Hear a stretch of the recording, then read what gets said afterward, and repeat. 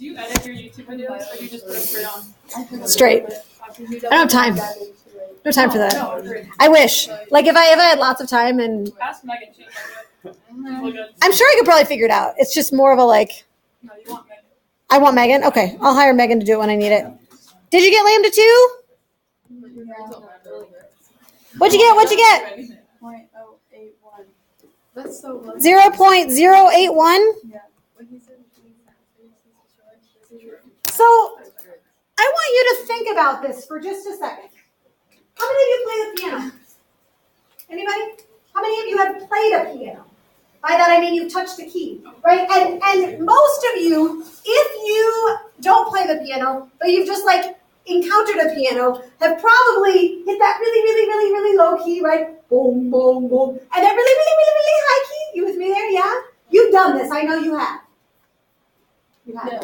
I know, right? Yeah. I want you to think about this. So you got the low key and you got the high key. The low key, low means low frequency, means big wavelength. The wavelength of that wave as it's traveling from the string to your ear.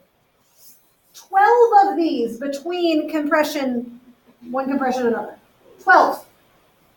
Right? Like we line all of you up, each holding this, right? And that would get you about the wavelength of that wave. Are you with me there? Okay? Whereas that really, really high ding, ding, ding, ding, ding, ding, ding, ding, right? It has a really, really high frequency, really, really, really small wavelength. We're talking here, zoop, zoop. How many centimeters? 8.1. 8 centimeters. So that's this big. Right? Well, I just want you to like, am I going to test you on that tomorrow? No. But like, I just want you to conceptualize that, right? Low key, really, really, really long wavelength. High key, really, really, really, really little wavelength. So like pitch like effects. Mm-hmm. Pitch effects and pitch and frequency are essentially the same thing. We'll talk about that later. Yep. And the frequency and the wavelength are inversely related. As one goes up, the other goes down, because all of those waves move at the same speed. Sound waves all move at the same speed in the same medium. Yeah. Yeah.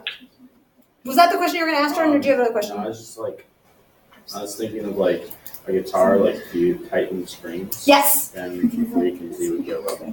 Yes, that is true. And that has to do with the tension in the string.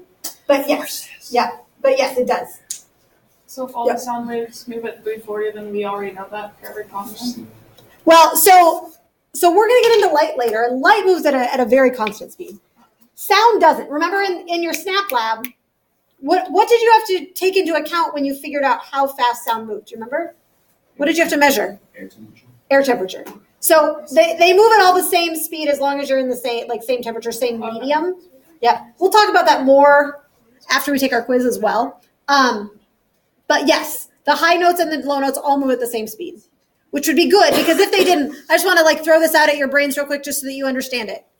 All sound waves have to move at the same speed. If you've ever been to a concert or listened to an orchestra play or anything like that, or a choir, let's think about a choir. If you have the sopranos and the basses that are singing at the same time, right? Okay, and you're sitting somewhere, and the director cues them, right? And they're singing. If the waves travel at different speeds, that means that the soprano's note would get to you before the bass's note would get to you. That's cool. That doesn't make sense, though, right? Are you with me there? Yeah, it doesn't make sense because they're going to take the same amount of time, but they'll have different frequencies and thus different wavelengths as well. Question? Isn't there you can't hear some type of whales that clicks? For sure. Yeah, too high and too low. Yeah. So we have a range, and we'll get into this when we do sound in 2 days. Yes, but we have a range that we can hear that our ears are able to hear. But absolutely, yep, yeah. There are lots of sounds that are not audible to our ears, and the older you get, the smaller that range gets. Which is why when you wear your earbuds really, really loud, and people are like, "Oh, you're going to lose your hearing," literally you do. We'll get there later, though. I don't want to get too far ahead of us. Okay, how are we doing? Are we okay? I want you to try number 3 real quick. Question number 3. I'm going to let you give this one a shot on your own because it's essentially the same game. You're finding frequency in this case. The answer's up there so you can check it out when you're ready. Okay. This is a helium neon laser.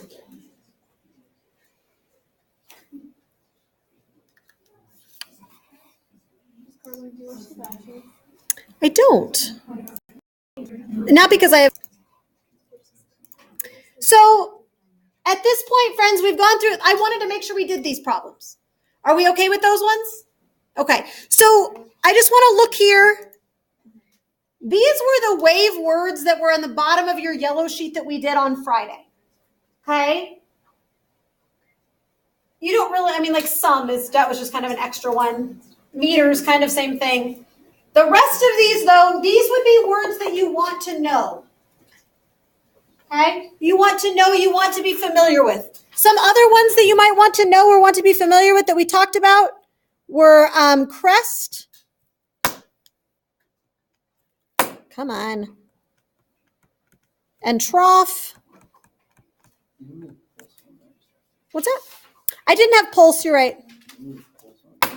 I don't think it was on there either. Pulse versus periodic. Yep. Okay. These are the words that you want to be familiar with. All right. If you have issues or questions with that, look at your wave words sheet. Read through those sections in the book again. Are there any of these that right now you're looking at going, ooh, I really just don't know what that means? What is pulse? A pulse wave is just sending one down. So when we were out in the hallway, remember, and I had the slinky stretched, and I just did one, that's a pulse. If you go back and forth and back and forth and back and forth and back and forth, that would be periodic. Mm-hmm. Yeah. Yeah. How do you find the period of something?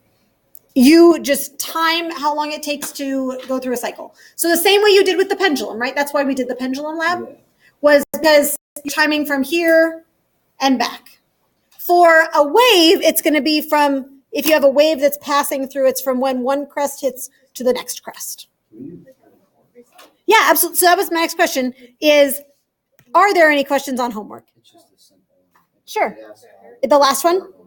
Yep, 398. So friends, we are going to take a look. We've got just a couple minutes left, but let's not waste this time because yes, tomorrow you will have a quiz. We'll probably do a lab too. I haven't really figured that out for sure, but let's plan on it. Today, 398, we're going to start with question 34. That's what you wanted? Yeah. Okay. So it says a wave traveling in the positive x direction with a frequency of 25 hertz is shown in the figure above. Find the values for this wave. So let me just kind of draw it real quick here. So it looks like a...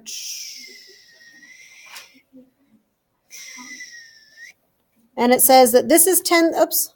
Let's do a different color. That's 10 centimeters. It says that this is 18 centimeters from top to bottom. And it tells us that the frequency is 25 hertz.